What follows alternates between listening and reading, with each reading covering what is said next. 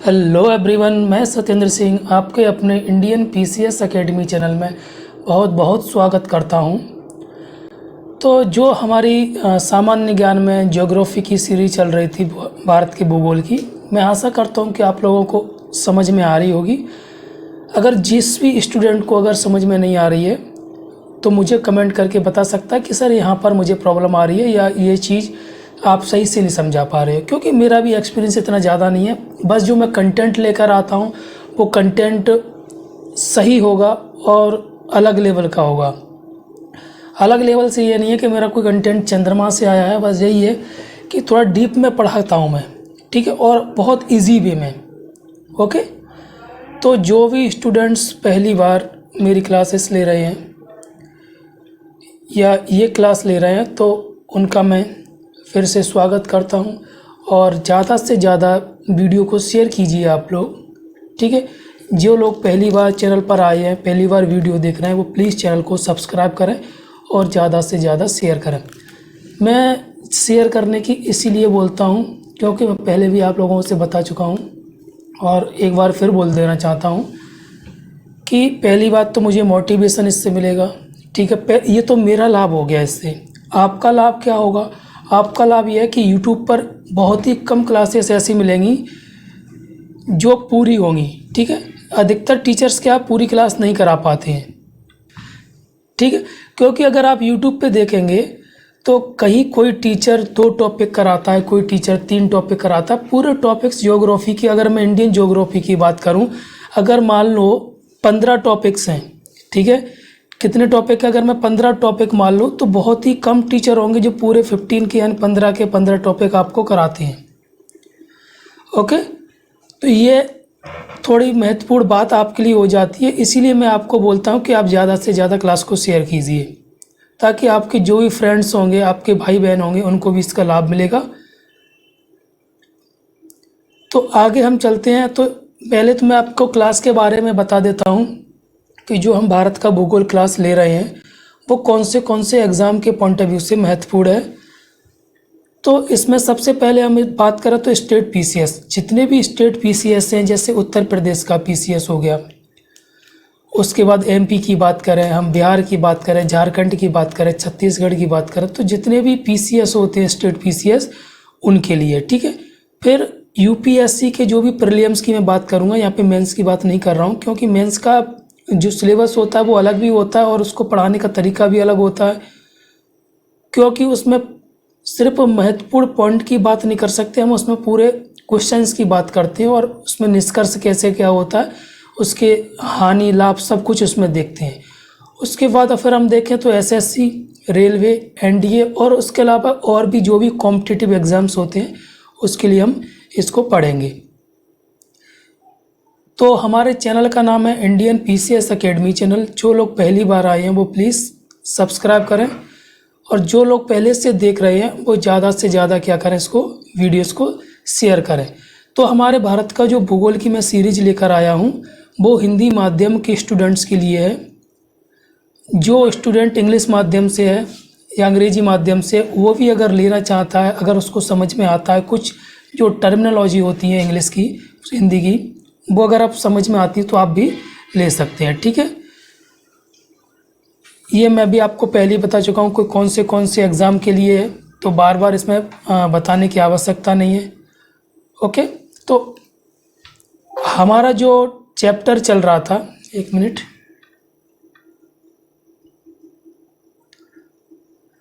हमारा जो चैप्टर चल रहा था यानी जो टॉपिक चल रहा था वो कौन सा चल रहा था, भारत का अपवाह तंत्र। अपवाह तंत्र का मतलब मैंने आप सभी को पहले बता चुका हूं, और जो भी स्टूडेंट छात्र पहली बार आए हैं यानी पहली बार क्लास देख रहे हैं तो वो पुरानी वीडियो मेरी देख सकते हैं, उसमें उनको ये मिल जाएगा कि अपवाह तंत्र क्या होता है। ओके, और जो स्टूडेंट ये वीडियो देखेंगे ये दूसरी प्लेलिस्ट है। पहली प्लेलिस्ट थी वो मैंने बोर्ड के द्वारा, यानी पहले जो वीडियो मैंने कराए थे वो बोर्ड के द्वारा कराए थे। इस चैनल का नाम है 2.0। तो इसमें आप देखेंगे कि जो मैं बाय ऐप के द्वारा इसको करा रहा हूँ। ओके, तो पिछले वीडियो में हमने जो भी नदियाँ देखी, पिछले 2-3 वीडियो में वो नदियाँ हमने देखी थी हिमालय की नदियाँ, जो स्टूडेंट्स को नहीं पता है, नई नई जर्नी अपनी शुरू कर रहे हैं कि नदियाँ को जो अपवाह तंत्र होता है कितने पार्ट में डिवाइड किया गया है, तो मैं बता देता हूँ। अपवाह तंत्र है वो 2 पार्ट में डिवाइड किया गया है। एक होती हैं हिमालय की नदियाँ या हिमालय का अपवाह तंत्र, दूसरा होता है प्रायद्वीपीय भारत का अपवाह तंत्र। ठीक है, तो हमने हिमालय का अपवाह तंत्र हमने देख लिया। इसमें जो प्रमुख नदियाँ थी वो हमने देखी हैं, गंगा, सिंधु, ब्रह्मपुत्र, ये हमने नदियाँ वहाँ पर देखी थी। तो इन नदियों की जो भी सहायक नदियाँ थी वो भी हमने देख ली थी, और इसके अलावा ये नदियाँ भी हमने तीनों वहाँ पर कवर कर ली थी। उसके बाद हमारा जो अगला टॉपिक है, यानी आप खुद ही समझ सकते हैं कि हिमालय की नदियाँ ख़त्म हो गई हैं, तो उसके बाद हम कौन सी नदियाँ पढ़ेंगे? प्रायद्वीपीय भारत की नदियाँ पढ़ेंगे। इन नदियों में हमने अंतर भी देखा था। ठीक है, इन नदियों में हमने अंतर देखे थे कि हिमालय की जो नदियाँ हैं उनमें और प्रायद्वीपीय भारत की नदियाँ, उनमें क्या क्या अंतर था। अभी जैसे हम प्रायद्वीपीय नदियाँ पढ़ेंगे तो उसमें हम कुछ प्रायद्वीपीय नदियों की विशेषताएं पढ़ेंगे, तो उसमें भी अंतर, एक किसी चीज़ की विशेषता बताना भी एक अंतर ही होता है दूसरी चीज़ से। ओके, तो हम चलते हैं आज की अपनी प्रायद्वीपीय नदियों की तरफ।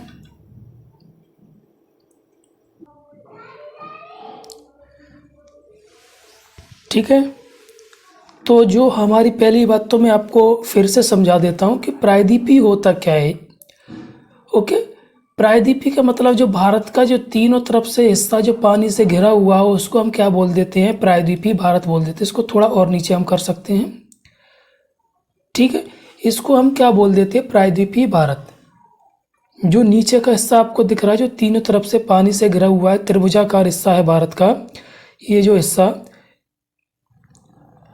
ठीक है, इसको हम क्या बोल देते हैं? प्रायद्वीपीय भारत बोल देते हैं। तो इसके अंदर जो भी नदियाँ बहती हैं, इसके अंदर जो भी नदियाँ बहती हैं उसको हम क्या बोल देते हैं? प्रायद्वीपीय भारत की नदियाँ। एक मिनट रुकना।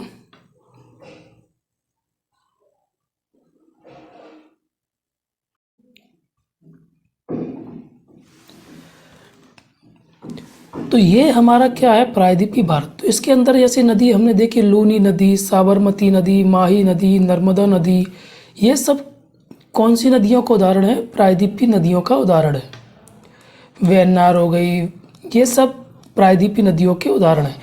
जो प्रायद्वीपीय नदियों का अपवाह तंत्र है उसको भी 2 पार्ट में डिवाइड किया गया। 2 पार्ट में डिवाइड का मतलब है जो नदियाँ बंगाल की खाड़ी में गिरती हैं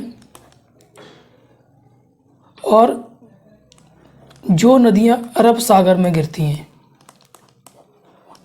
तो 2 पार्ट में जो नदियाँ बंगाल की खाड़ी में गिरती हैं वो देख सकते हैं आप यहाँ पर, जैसे महानदी हो गई। ये अधिकतर नदियाँ कहाँ गिरती हैं? बंगाल की खाड़ी में गिरती हैं। ये इधर बंगाल की खाड़ी है इस साइड, और इस साइड क्या है? अरब सागर। तो इधर जो नदियाँ गिरती हैं वो अलग हैं, और इधर जो नदियाँ गिरती हैं वो अलग हैं।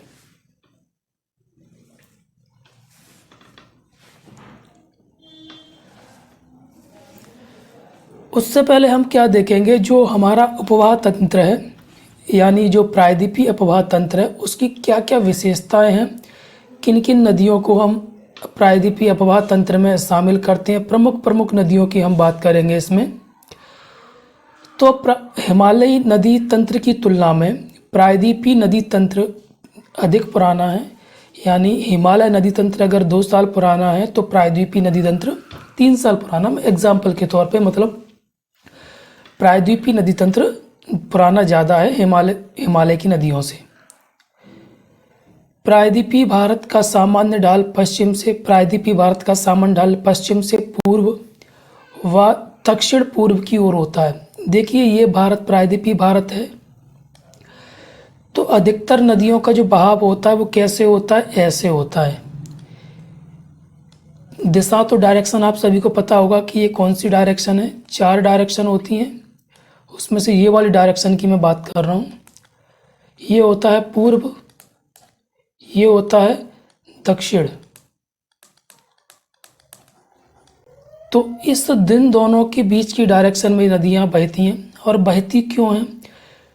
क्योंकि ये जो ढाल है, हमने पुराने वीडियो में देखा था, अपने पिछले वीडियोस में देखा था, ये पश्चिमी घाट या पश्चिमी तट। तो पश्चिमी तट, पूर्वी तट, ये कौन सा तट है? पूर्वी तट। पश्चिमी तट है, पूर्वी तट के मुकाबले क्या है? ज़्यादा ऊंचा है। तो आप सभी को पता है कि कोई भी चीज़ गुरुत्वाकर्षण के कारण ऊंचाई से नीचाई की ओर बहती है या चलती है या जाती है। तो अधिकतर नदियाँ यहाँ से उनका अपवाद, मतलब यहाँ से उद्गम होता है और यहाँ पर इनका बंगाल की खाड़ी में जाकर समापन होता है। यहाँ से भी अगर कोई निकलेगी तो वो भी इधर गिरेगी, क्योंकि कोई भी ढलान धीरे धीरे धीरे धीरे खत्म होती है। तो इसकी जो अधिकतर नदियाँ हैं, कुछ नदियों को छोड़कर अधिकतर जो नदियाँ हैं पश्चिमी घाट से निकलकर पूर्व की ओर या दक्षिण पूर्व की ओर जाकर कहाँ गिरती हैं? ये बंगाल की खाड़ी में जाकर गिरती हैं। एग्जाम्पल हम देखें, महानदी, गोदावरी, कृष्णा, कावेरी, ये महत्वपूर्ण नदियाँ। और भी हम नदियाँ इसमें पढ़ेंगे। इनके अलावा दो ऐसी महत्वपूर्ण नदियाँ हैं जो बंगाल की खाड़ी में ना गिरती हुई, हम प्रायद्वीपीय नदियों की बात कर रहे हैं, ना गिरती हुई कहाँ गिरती हैं? वो अरब सागर में। कहाँ पर गिरती हैं? अरब सागर में। इसका महत्वपूर्ण कारण क्यों गिरती हैं? ये दोनों नदियाँ भ्रंश घाटी में या रिफ्ट वैली में बहती है। रिफ्ट वैली का मतलब या भ्रंश घाटी का मतलब होता है एक खाई नुमा संरचना होती है, उसके बीच में ये नदी बहती है। ये मान लो पहाड़ है, इसके बीच में ये बहती है। और जो भी नदियाँ हैं उनको ऐसी जगह नहीं मिलती है, इसलिए वो क्या बहती हैं? ढाल के अनुसार बहती हैं। तो पश्चिमी घाट की अरब सागर में गिरने जो नदियाँ पश्चिमी घाट से उद्गम होता है उनका, और कहाँ गिरती हैं? वो अरब सागर में। वो नदियाँ एस्चुरी का निर्माण करती हैं। हम आगे अभी देखेंगे यहाँ पर कि एस्चुरी क्या होता है और डेल्टा क्या होता है। तो जैसे नर्मदा हो गई, ताप्ती, ये नदियाँ बंगाल की खाड़ी में गिरने वाली नदियाँ होती हैं, वो डेल्टा का निर्माण करती हैं, और जबकि ये नदियाँ एस्चुरी का निर्माण करती हैं। ठीक है, कौन सी नदियाँ हैं ये? नर्मदा और ताप्ती। प्रायद्वीपीय भारत की नदियाँ प्रौढ़ावस्था प्राप्त कर चुकी हैं। प्रौढ़ावस्था का मतलब होता है बहुत ज़्यादा पुरानी है, जिस कारण प्रायद्वीपीय नदियों में विसर्प का अभाव होता है। विसर्प का अभाव मतलब झील होती है, ये विसर्प नामक झील होती हैं। ये नदियों का पानी होता है, उससे सांप नुमा संरचना बना लेती हैं। ठीक है, एवं इनके मार्ग लगभग निश्चित होते हैं, क्योंकि ये अपना मार्ग नहीं बना सकती हैं। ये नदियाँ इतनी ताकतवर नहीं होती हैं कि ये पहाड़ों को काटकर अपना मार्ग बना लें। ये नदियाँ वर्षा के जल पर निर्भर करती हैं। अगर वर्षा का मौसम होगा तो ये नदियाँ अच्छे से बहेंगी। ओके, और ये हम अभी पढ़ चुके हैं कि दो पार्ट में डिवाइड किया गया है, बंगाल की खाड़ी में गिरने वाली नदियाँ और अरब सागर में गिरने वाली और बंगाल की खाड़ी में गिरने वाली नदियाँ। अब हम देखेंगे कि डेल्टा क्या होता है। बहुत जगह ये क्वेश्चन पूछा जाता है और हम लोगों को ये क्वेश्चन नहीं पता है। पहली बात, आप जितना मैंने यहाँ पर कराया है उतने में किसी को कोई भी दुविधा है? ठीक है, अगर कोई भी इतने में दुविधा है आपको तो मुझे बता सकते हैं। इतना क्लियर है? ठीक है, उसके बाद हम देखेंगे डेल्टा क्या होता है। नदी के मुहाने पर बनने वाली नदी निक्षेपण विशेषता, डिपो, इसको बोलते हैं डिपोजिशनल, मतलब उसके द्वारा बहाया गया जो भी चीज़ है, जिसमें नदियाँ अपना जल तलछट जल किसी अन्य निकाय जैसे महासागर, झील या दूसरी नदी में मिल जाती हैं, उस जगह को क्या, जहाँ पर मिलती हैं उस जगह को हम क्या बोल देते हैं? डेल्टा बोल देते हैं। वही अगर हम बात करें, एस्चुरी को हम बोलते हैं हिंदी में ज्वार नदीमुख या ज्वार नदमुख। ठीक है, इसमें क्या होता है, जब नदी समुद्र में मिलती है उस मिलने के स्थान पर खारे और मीठे पानी मिलते हैं और नदी द्वारा बहाकर लाई गई मिट्टी जमा होने लगती है। इस कारण धीरे धीरे नदी की धारा कई छोटे भागों में बढ़ जाती है। क्लियर हो गया?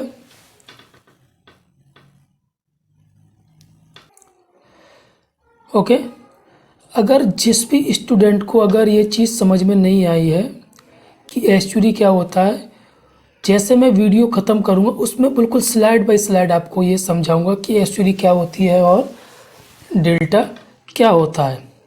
क्लियर हो गया। अभी हमने क्या आप देखा था कि दो तरीके से विभाजन किया गया है, बंगाल की खाड़ी में जो नदियाँ गिरती हैं वो, और उसके बाद हमने दो देखे थे एक अरब सागर में गिरती हैं वो नदियाँ। तो यहाँ पर जो हम पहले नदियाँ देखेंगे वो कौन सी नदियाँ होंगी, बंगाल की खाड़ी में गिरने वाली नदियाँ। ठीक है, तो बंगाल की खाड़ी में जैसे आप देख सकते हैं मैप में, बंगाल की खाड़ी की तरफ कौन सी नदियाँ जा रही, इसीलिए मैं मैप से कराता हूँ। मैप से करने में बहुत आसानी होती है, क्योंकि आप ऐसे रटोगे कौन सी नदी कहाँ गिरती है तो बहुत मुश्किल होती है। ठीक है, तो सबसे पहले हम जो हमारी प्रमुख नदियाँ हैं प्रायद्वीपीय वही देखेंगे, और जिनसे ज़्यादा क्वेश्चन बनते हैं उन नदियों को देखेंगे। तो सबसे पहले जो हमारी प्रायद्वीपीय नदी है, एक मिनट,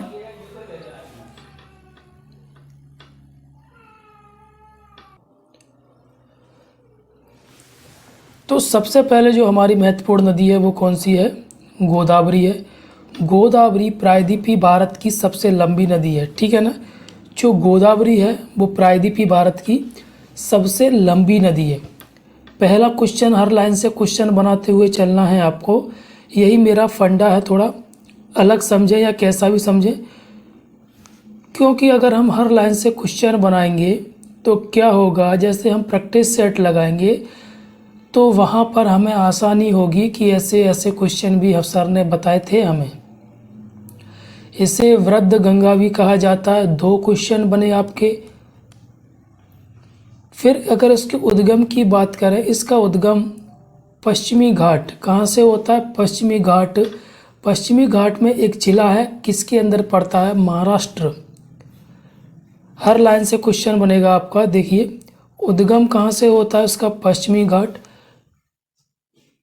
पश्चिमी घाट में नासिक जिला, नासिक में पहाड़ी है, त्र्यंबकम पहाड़ी, यहाँ से इसका उद्गम होता है। तो एक लाइन से आपके तीन क्वेश्चन बने। अगर मैं लंबाई की बात करूँ, इसकी लंबाई कितनी है, 1465 किलोमीटर, 1465 किलोमीटर इसकी कुल लंबाई। यहाँ पर कुल लंबाई मैंने इसलिए बोला है क्योंकि सिर्फ ये भारत में बहती है। इसकी प्रमुख सहायक नदियों की बात करें तो इसकी प्रमुख सहायक नदी कौन सी है, पैनगंगा, वर्धा। ये नदियाँ हैं वो दक्षिण से मिलने वाली हैं। मंजरा प्रमुख सहायक नदी है। गोदावरी का निचला हिस्सा है वो डेल्टा बनाता है। क्या बनाता है, डेल्टा। तो आपको ये याद रखना है कि अधिकतर प्रायद्वीपीय नदियाँ डेल्टा बनाती हैं, सिर्फ नर्मदा और ताप्ती को छोड़कर। फिर हमारी अगली नदी कौन सी है, कृष्णा। यह प्रायद्वीपीय भारत की दूसरी सबसे बड़ी नदी। तो अब क्वेश्चन ऐसे भी पूछे जाने लगे हैं, पहली ना पूछकर दूसरी पूछ लेते हैं। तो दूसरी सबसे बड़ी प्रायद्वीपीय, क्वेश्चन में हमेशा याद रखना, क्वेश्चन में वो क्या लिख देते हैं कि भारत की सबसे बड़ी नदी, तो आपको गंगा लगाना है। क्या लगाना है, गंगा। वहीं आपसे पूछें कि प्रायद्वीपीय भारत की सबसे बड़ी नदी, तो आपको क्या लगाना है, गोदावरी लगाना है। जो ये नदी, जो कृष्ण नदी है, वो महाराष्ट्र के महाबलेश्वर से निकलकर दक्षिण पूर्व में बहती, मतलब इस डायरेक्शन में बहती है, और जाकर ये कहाँ मिल जाती है, बंगाल की खाड़ी में जाकर मिल जाती है। इसकी अगर हम कुल लंबाई की बात करें, 1400 किलोमीटर इसकी कुल लंबाई है। इसकी जो प्रमुख सहायक नदियाँ, कोयना, भीमा, तुंगभद्रा। कृष्णा नदी भी गोदावरी की तरह डेल्टा का निर्माण करती है। ओके, तो ये इनके प्रमुख पॉइंट हैं, यही आपको याद रखना है और कुछ भी याद नहीं रखना।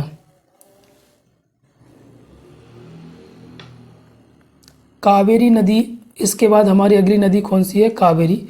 इसका जो उद्गम होता है वो कहाँ से होता है, इसका उद्गम कर्नाटक के कुर्ग जिले की जो ब्रह्मगिरी पहाड़ियाँ हैं वहाँ से इसका क्या होता है, उद्गम होता है। और ये पूर्व की ओर बहती है। कहाँ बहती है, पूर्व की ओर बहते हुए ये नदी बंगाल की खाड़ी में मिल जाती है। इसकी जो प्रमुख बात है वो याद रखना है, एक तो उसका उद्गम यहाँ से या यहाँ से जो भी ऑप्शन में आए वो, ठीक, इसका समापन कहाँ होता है वो, इसकी कुल लंबाई कितनी है वो,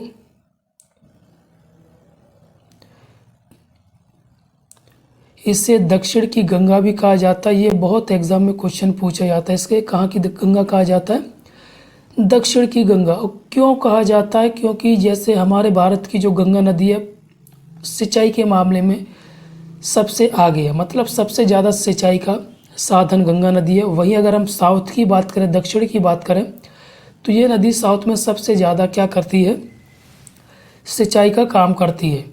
तो इस कारण इसको दक्षिण की गंगा कहा जाता है। इस नदी पर शिव समुद्रम जलप्रपात है। ओके, यहाँ उल्लेखनीय बात यह है कि कावेरी नदी के जल को लेकर कौन से ये पूछ लिया जाता है, अगर मैं पीएससी की बात करूं या यूपीएससी की बात करूं, कि कावेरी जल विवाद कौन से राज्यों के बीच है, तो केरल, कर्नाटक, तमिलनाडु और पांडिचेरी के बीच है। इस नदी में इस नदी की कोई और ज़्यादा महत्वपूर्ण बात नहीं है। उसके बाद हम अगली नदी देखेंगे, महानदी। तो इसकी भी 2-3 महत्वपूर्ण बातें वो हमें याद रखना है। इसका उद्गम कहाँ से होता है, छत्तीसगढ़ के रायपुर की सिहावा नामक पहाड़ियों से होता है। ये पूर्व की ओर बहती है। इस नदी पर भारत का सबसे प्रसिद्ध बांध है हीराकुंड, और ये कहाँ पर गिरती है, बंगाल की खाड़ी में। अगर हम इसकी लंबाई की बात करें तो इसकी कुल लंबाई कितनी है, 858 किलोमीटर, 858 किलोमीटर इसकी क्या है, लंबाई है। ठीक है, उसके बाद हम देखेंगे जो नदियाँ, 2 नदियाँ प्रमुख नदियाँ कौन सी हैं। एक तो नर्मदा हो गई हमारी, ठीक है, ये अरब सागर में। तो एक तो नर्मदा हो गई, दूसरी कौन सी होगी हमारी, ताप्ती हो गई। तो नर्मदा की जो अगर मैं बात करूं तो ये एमपीपीएससी के पॉइंट ऑफ व्यू से बहुत महत्वपूर्ण है, नर्मदा और ताप्ती।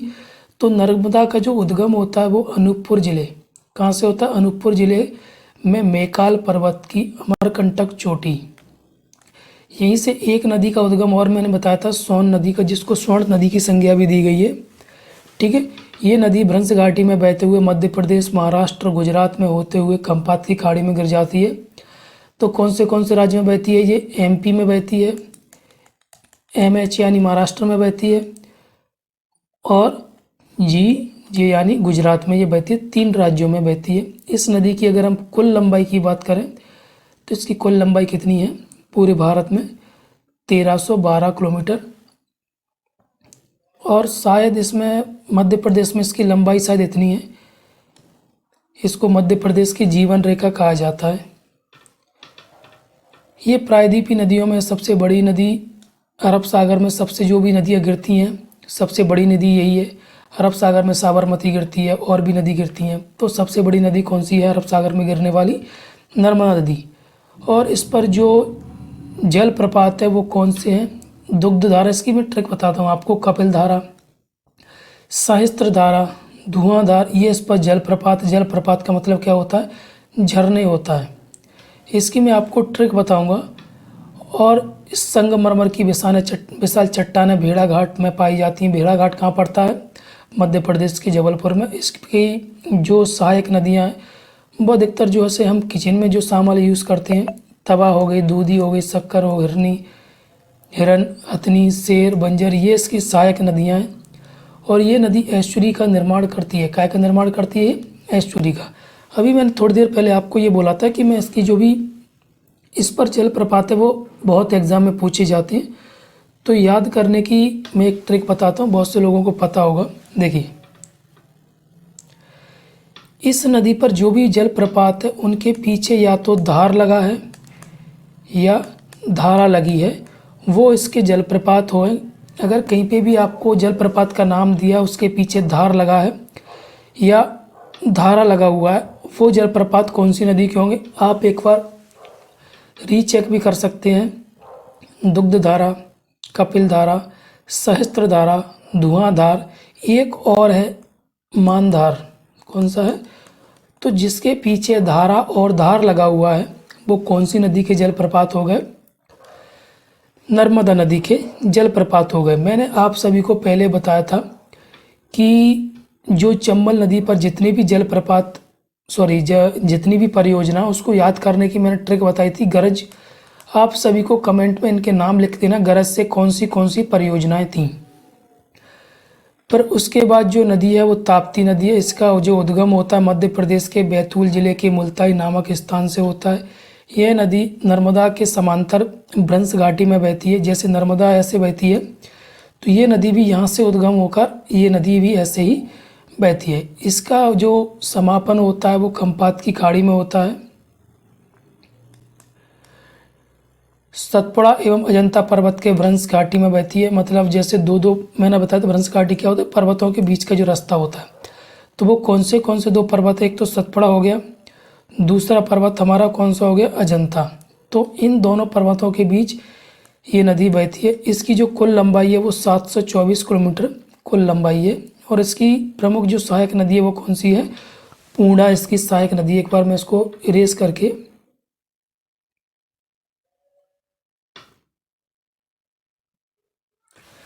ठीक है, इसकी जो सहायक नदी है वो कौन सी है, पूर्णा नदी है। अब हम आगे देखते हैं। छोटी छोटी प्रायद्वीपीय भारत की नदियां हैं। जैसे एक मिनट,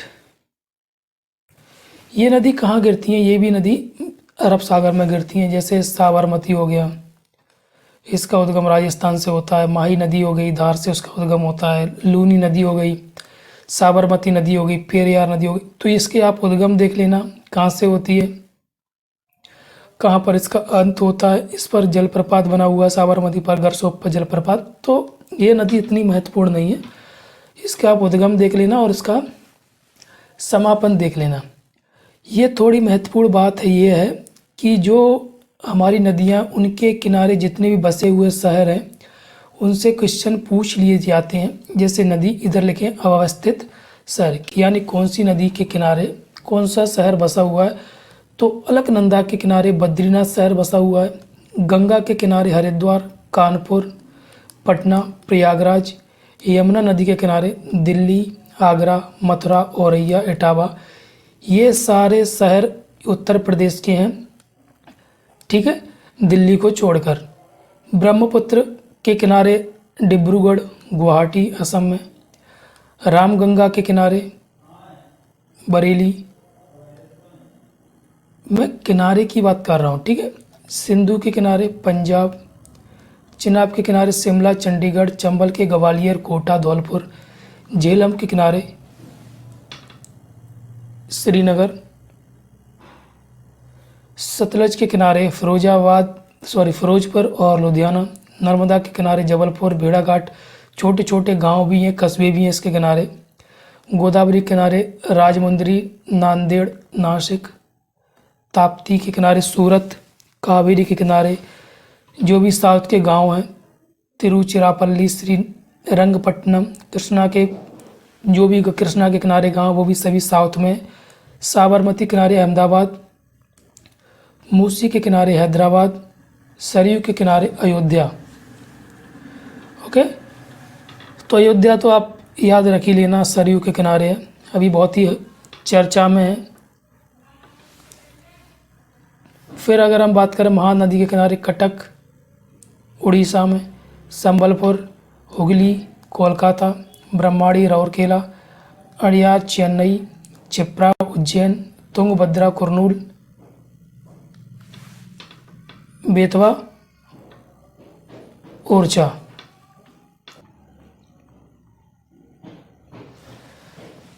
ठीक है, तो ये सारी सहायक नदियाँ थीं, ये सारे शहर थे जो किसी न किसी नदी के किनारे बसे हुए हैं। तो आपको ये याद रखना। उसके पास आपकी थोड़ी परीक्षा ली जाएगी। यहाँ पर आपकी परीक्षा कैसे ली जाएगी, आपकी परीक्षा ऐसे ली जाएगी। देखिए एक मिनट,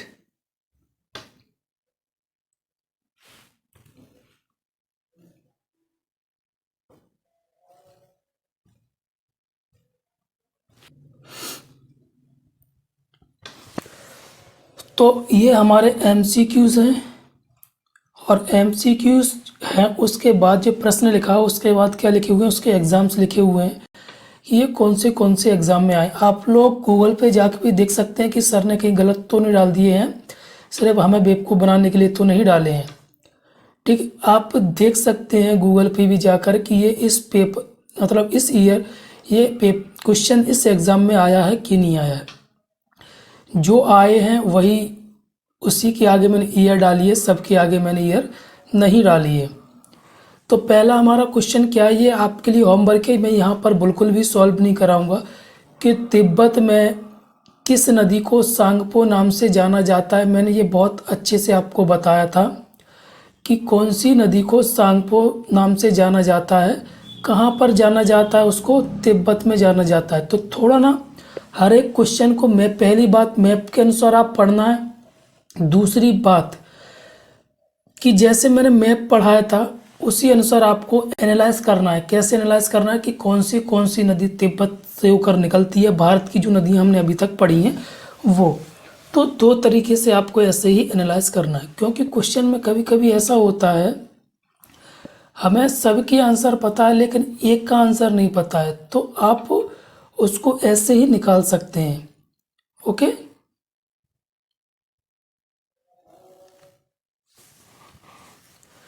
पहला क्वेश्चन आप लोगों के लिए होमवर्क है, आप इसको करके आना है। ठीक है, अगर आपको इसमें प्रॉब्लम आती है तो क्या होगा, आप दोबारा से जो मेरा पढ़ाया हुआ है उसको दोबारा से पढ़ेंगे। दूसरा क्वेश्चन क्या है, कौन सी नदी दक्षिण गंगा के नाम से जानी जाती है।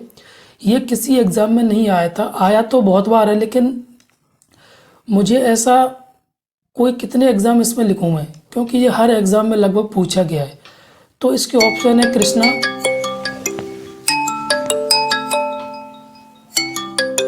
एक मिनट,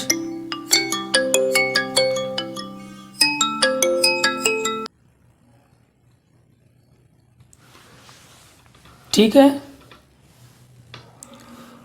महानदी, गोदावरी, कावेरी, ये चार ऑप्शन हैं आपके पास। आपके लिए ये भी होमवर्क, सारे क्वेश्चन होमवर्क हैं।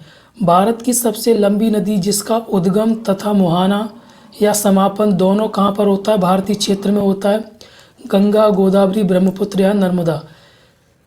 ओके, उसके बाद नर्मदा नदी का उद्गम स्थल, ये एसएससी में आया 2017 में, एमपीपीएससी में 1993 में और 1998 में।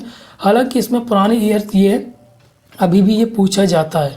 इसके बाद सुंदरबन डेल्टा कौन सी नदियां दोनों मिलाकर बनाती हैं, ये क्वेश्चन एमपीपीएससी प्री में 2014 में आया। तो कौन सी नदियां, गंगा, ब्रह्मपुत्र, सिंधु नदी या झेलम, मतलब दोनों मिलकर गंगा तथा सिंधु, गंगा तथा झेलम।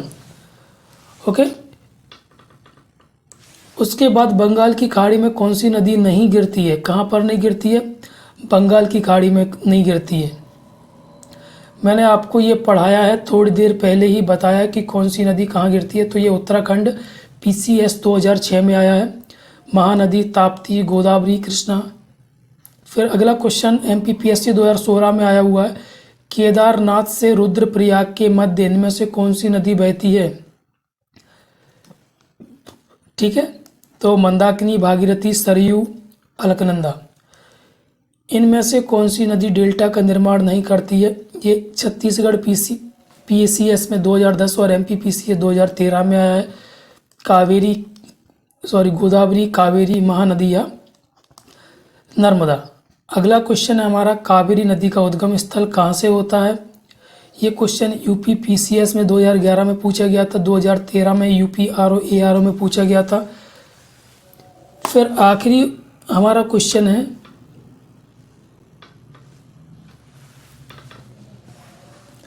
इनमें से सिंधु नदी का उद्गम स्थल कहाँ से होती है। तो ये एसएससी सीजीएल 2011 में पूछा गया है। तो ये आप सभी के लिए होमवर्क है। और आप सभी को आज का सेशन कैसा लगा, मैं आशा करता हूँ कि बहुत बढ़िया लगा होगा। फिर भी किसी भी छात्र को अगर कोई भी दुविधा है तो मुझे कमेंट करके मुझे बता सकता है। और एक चीज़ और, मैं अपना पर्सनल नंबर आप लोगों को शेयर कर रहा हूँ, 9074715365। आप इस नंबर पर कॉल करके मुझसे कोई भी जानकारी ले सकते हैं। ठीक है, ये व्हाट्सएप नंबर है और कॉल भी आप इस पर कर सकते हैं। ठीक है, तो आप लोगों को अगर सेशन पसंद आ रहा है तो ज़्यादा से ज़्यादा से सेशन को क्या कीजिए, सब्सक्राइब मतलब शेयर कीजिए और सब्सक्राइब भी कीजिए, जो भी स्टूडेंट्स पहली बार वीडियोस देख रहे हैं। इससे क्या होगा, मुझे भी मोटिवेशन मिलेगा। और मैंने आप लोगों को सामने पहले भी बताया था कि अगर आप शेयर करोगे, सब्सक्राइब करोगे, ज़्यादा से ज़्यादा होगा, मेरे पास अगर आएगा, मोटिवेशन मुझे मिलेगा, तो मैं पूरे वीडियो यानी पूरे 15 के 15 चैप्टर जो भी है वो सारे मैं आपके सामने लेकर आऊँगा और बहुत इजी वे में, और साथ में MCQ भी होंगे। MCQ से आप देख सकते हैं कि आपको कितना लाभ मिलता है। आप ये MCQ लगाएंगे तो आपको क्या समझ में आएगा कि ऐसे ऐसे क्वेश्चन एग्जाम में पूछे जाते हैं और हमें कैसे क्वेश्चन बनाते हुए चलना है। ठीक है, थैंक यू।